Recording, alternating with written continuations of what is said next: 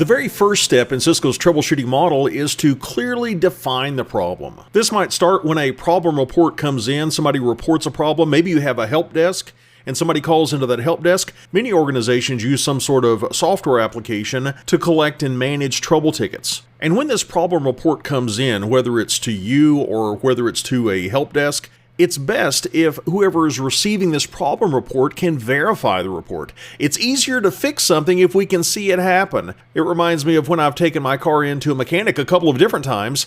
I've taken my car in to say, it's making this strange noise.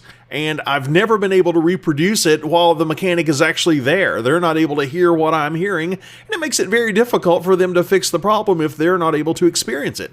Same thing with network troubleshooting. If we can see what's going on, if we can verify what the user's reporting, it's going to be easier for us to solve the problem and to verify that it is solved. And when this report comes in and we verify the problem, we want to create a trouble ticket, whether it's through a formalized trouble ticket system or maybe just on our own to-do list in a very small environment. We want to clearly articulate what is the problem. And as I mentioned earlier, the problem report you might hear is, the internet is broken.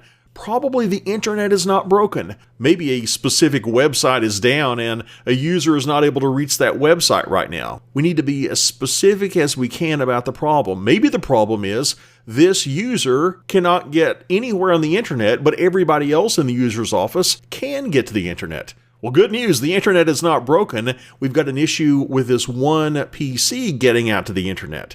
And once we create the trouble ticket with this clearly articulated issue, we might need to assign it to someone. Unless you are IT support for the entire organization, there might be times where different people or different departments within the organization will be assigned a particular trouble ticket. In some companies, there might be one department that takes care of routers, and another department that takes care of switches, and maybe another department that takes care of servers. We need to funnel this trouble ticket to the appropriate person or the appropriate department within an organization. And once we've got this clearly defined problem, we can move on to our next step in Cisco's troubleshooting model, and that is to collect information around this problem.